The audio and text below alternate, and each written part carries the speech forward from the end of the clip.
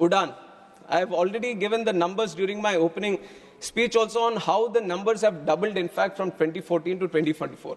Now we have gone through the numbers. We have seen all the airports coming up. We have seen the lot of passenger traffic being increased. Sometimes when we go through it, when it becomes a normality, we kind of feel that it's just a regular thing that has been happening. But if you have to compare it with the other developing countries or developed countries, then you would see that how doubling a number in 10 years is very, very difficult, sir. And that is something which has been a challenge for India also. And that challenge has been successfully addressed, and we have doubled the number of airports, doubled the number of passenger traffic that we have, and doubled the number of aircraft fleet. But for us, I can proudly say, under the leadership of Modi ji, aviation is not just looked upon as how many. I also agree to a certain point that it's not about just the numbers. Numbers I'm giving to show you a picture on how much progress we have made. But if you look at the true sense on why we want to promote aviation, why we want to make it one of the best sectors in the country, in the whole world, because when we talk about aviation, we talk about tourism. When we talk about aviation, we talk about economic activity. When we talk about aviation, we talk about real estate growth. We talk about job creation. When we talk about aviation, we talk about industry. When we talk about aviation, we talk about commerce. We talk about trade. And we talk about aviation, we talk about culture. And when we talk about aviation, we talk about agriculture also. And that is why aviation is a very important nodal sector that needs to be given that push. And with this idea, I'll get some water, sir. Please.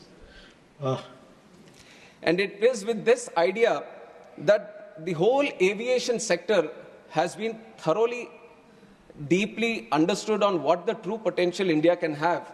And we have seen that there are multiple gaps also. Now 90,000 crores capex has been put into the infrastructure to create the infrastructure in airport infrastructure. But creating infrastructure, that itself is one challenge. And when I took the charge as a minister for this aviation, sir, I have promised the people of this country that, thank you. Thank you. She has always been so caring, sir. Like a mother, always. Thank you, ma'am. So, when we look deep, it is not about just creating the infrastructure, but it is about connecting them also. Now, you can spend a lot of money, you can create the infrastructure, you can create more airports, but the ultimate challenge, thank you, the ultimate challenge is how do you connect? And that is where, bringing in all the aspects of the government, we created the Udan scheme, which is Uday Desh Ka Aam Nagrik.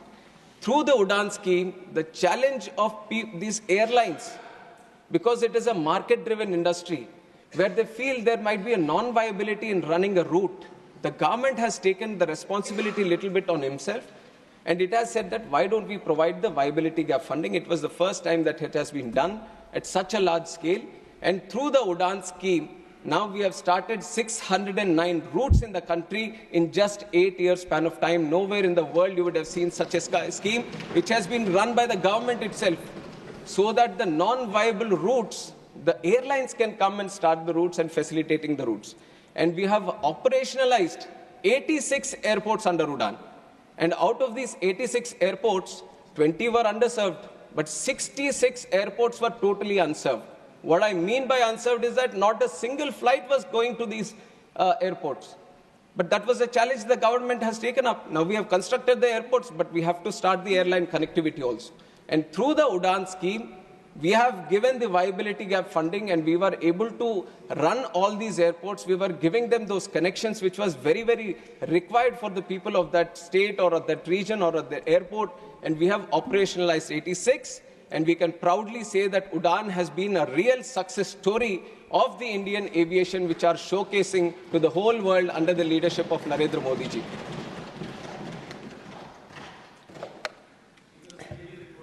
And why I say the whole world, sir?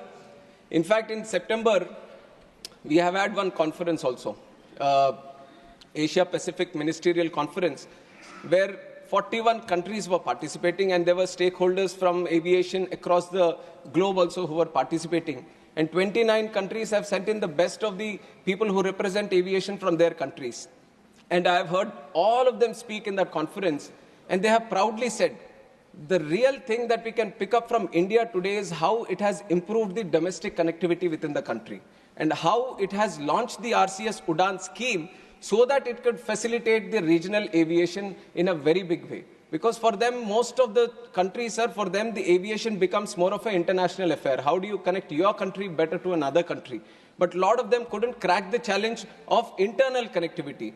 But now with this Udan scheme, we are showcasing it to the world that a little push, a little commitment from the government, you can create wonders, and that is what we have done through the Udan scheme. And now through the Udan scheme, we have kind of addressed the accessibility. Now the other thing that I mentioned after taking charge as a minister was that I want to bring in affordability also. And I understand all the concerns that each and every member has raised regarding the airfares. I am also a citizen of this country, and I was also a member, and before member I was also a passenger. So I know one of the challenges that the people of this country face when they're traveling, and I understand the true spirit in which people would have spoken about the airfares also.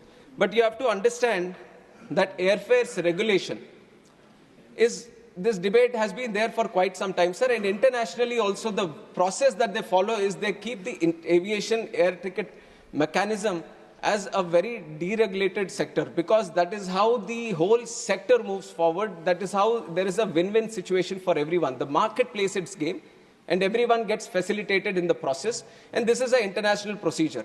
Nowhere in the world, any country has been regulating the air prices and seeing a progress in aviation. Everyone has a very deregularized sector only. And in fact, in our country also, at one point of time, there was a regulation on the airfares through the Air Corporations Act. Now, when was this Air Corporations Act taken out? It was in the year 1994 that the then government, that the then leaders thought, if the aviation needs a real push, then we have to deregulate, and that is when the deregulation happened. In 1994, the Air Corporations Act was taken away, in which it was mentioned that air caps need to be capped. So after that, it has been a free market. It has been a market with a dynamic airfare mechanism happening. And now, if you see, I have another report also, because many reports have mentioned, and we have done, I have also been thoroughly studying on the airfare mechanism. And we within the ministry, I would like to tell the whole House and the people of this country that from the ministry, we also monitor the prices. We have a tariff monitoring unit under our DGCA, which thoroughly looks after each and every fare that is happening in the country. And there is a liability on the airlines also. Before they decide on a price for a certain route or for a certain sector, they have to send it to us in the DGCA. Now, there was a circular before in 2010, when this price mechanism had to be sent to the ministry, and they were given a 1 month time period. That if for the next month, what are you going to charge? On the first day of this month, you have to tell the ministry itself that how much you are going to charge for, okay, so many seats in this bucket, so many seats in this bucket. It is a mechanism that they follow. But in that very circular, which was released in 2010, there was also a condition saying that within 24 hours, you can change the prices again. That seemed to be a little bit favoring to the airlines, or favoring to dynamically change at a much faster pace. Now, we in this government, we are committed to bring the affordability factor. Now we wanted to see how best we can do. So we are removing that clause. We are just keeping it for 1 month. So whatever fare is there, within 1 month, they have to address it to us. And we feel this kind of mechanism is going to address a little bit about the irregularities that we see in the airfares. Now, airfares, many of the members have spoken. And also one other thing I have to mention is that when the airfares, the biggest chunk of the airfare goes to the fuel price. And for the fuel price, I don't know how many people know or not, but these are the fuel prices, the taxes on that. The VAT on the fuel price is being decided by the states itself. And we, from the ministry, proactively trying to address this air price issue, we have constantly written to all the states, and some states have obliged. Some states realize that even if we reduce the VAT, some have done it to the 1% also, and they've kept it below 4%. And when they have done this, it is ultimately going to, even if they lose a little bit of revenue from this taxing, they are ultimately going to promote the aviation. So it is going to be a win-win situation, and a lot of people done. But West Bengal, Delhi, these are states, Tamil Nadu, these are states which carry very high VAT percentage. So people from these states who would have raised about this air prices issue, I would once again make a very proactive approach to all of you that you speak to the state governments there.